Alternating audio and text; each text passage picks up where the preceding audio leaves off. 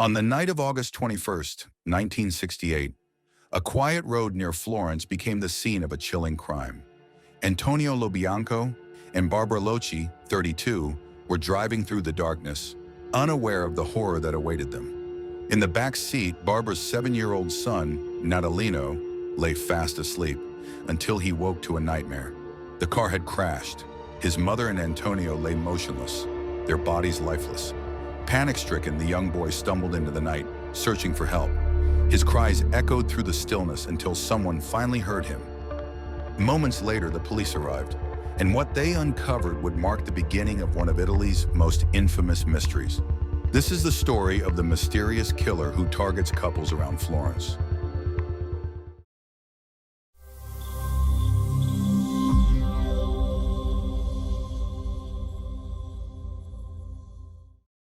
The police arrived at the scene, their flashlights cutting through the darkness as they examined the wreckage. At first glance, it seemed like a tragic accident, but then they made a chilling discovery: bullet wounds. Both Antonio and Barbara hadn't died from a crash. They had been executed. The officers quickly realized this was no ordinary accident. It was cold-blooded murder. With murder confirmed, the police turned their attention to Barbara's husband, Stefano Mele. His wife had been having an affair with Antonio Lobianco. At first, Stefano seemed like the obvious suspect, but there was a problem. There was no solid evidence against him. For a moment, it seemed like he would walk free. Then something strange happened. Barbara's son, Natalino, initially told the police that his father wasn't at the crime scene, but suddenly his story changed. This time, he claimed that his father was there. With this shocking statement, the police arrested Stefano Mele. The court found him guilty, sentencing him to 18 years in prison. 6 years later, the nightmare returned. It was 1974. Pasquale Gentilcore and his girlfriend Stefania Pettini were out for the night, enjoying themselves at a local nightclub. Laughs, music, and romance. It was supposed to be just another evening, but they had no idea they were being watched. After leaving the club, the couple decided to take a quiet drive down a lonely country road, far from the crowds, far from safety. By morning, the police stumbled upon a scene straight out of a horror film. Both Pasquale and Stefania were found shot dead inside their car. But what truly shocked investigators was the brutality inflicted on Stefania. She hadn't just been killed, she had been butchered. After she was shot, her body had been stabbed hundreds of times, mutilated beyond recognition.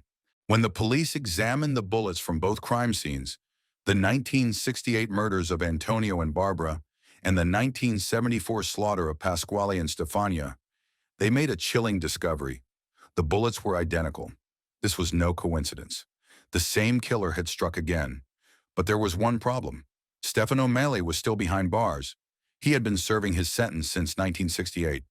If he was in prison, then who was the real murderer?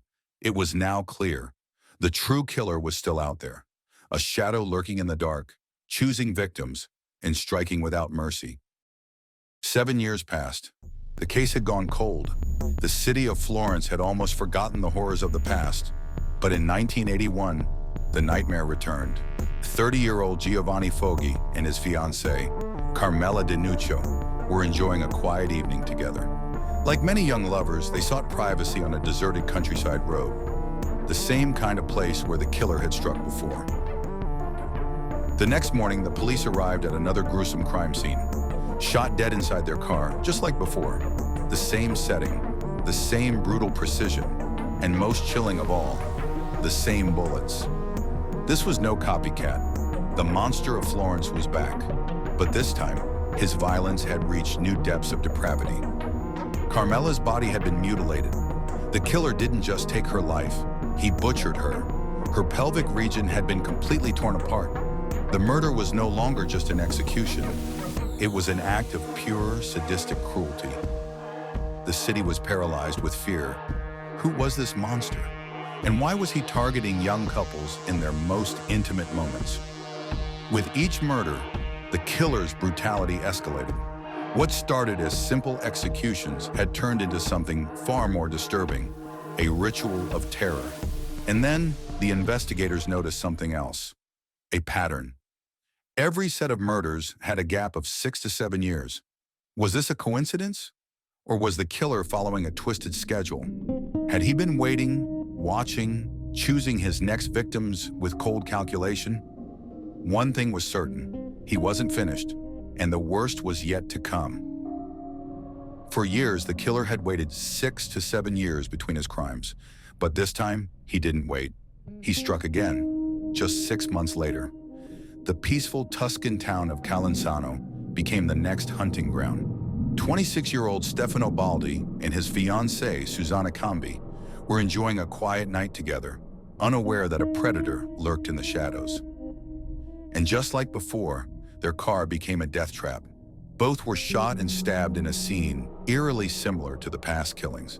But what happened to Susanna was far more horrifying. Her pelvic region was completely torn apart, mutilated with disturbing precision. The brutality was growing. The Monster of Florence had become more violent, more relentless. Another couple fell victim to the Monster of Florence. Paolo Menardi and Antonella Migliorini were parked in their car, seeking a quiet moment together. But in the dead of night, the killer struck again. Gunshots shattered the silence. Both were shot, left for dead inside the car. But this time, something was different. When paramedics arrived, Paolo was still alive. For the first time, there was hope. Hope that he might survive. Hope that he could finally reveal the face of the monster. But fate had other plans. Paolo fought for his life, but he didn't make it. Before he could speak, he slipped away. The killer had nearly been exposed, but once again, he vanished into the darkness. The killings didn't stop. 4 more lives were taken, each one more brutal than the last. First, Wilhelm Friedrich Horst Meyer and Jensu Erusch, 2 young tourists, were gunned down in cold blood. Then, another couple fell victim to the killer's twisted ritual. Claudio Stefanacci and Pia Gilda Rontini, shot, stabbed, left to die in their car, just like the others. But this time, the brutality reached a terrifying new level. Pia's body was desecrated. Her pelvic region was torn apart, just like before. But now the killer had gone even further. Her breast had been mutilated. 1985. The Monster of Florence struck for the last time. His final victims, Sean Michael Crevicelli and Nadine Moriart, were a young couple enjoying a peaceful camping trip in the woods. Far from the city, far from help, they had no idea they were being hunted. Under the cover of darkness, the killer moved in. Gunshots rang through the silent forest. The couple was executed in cold blood. Their bodies, just like the others, were left mutilated, his signature of terror carved into flesh. But this time, the killer did something different. He wanted to be found. A cryptic message arrived, sent directly to the state prosecutor. A twisted challenge, an invitation to catch him. For the police, this was their best chance. They followed every lead, every clue. But just like a ghost, the Monster of Florence disappeared. No name, no face, no arrest. And to this day, his identity remains a mystery.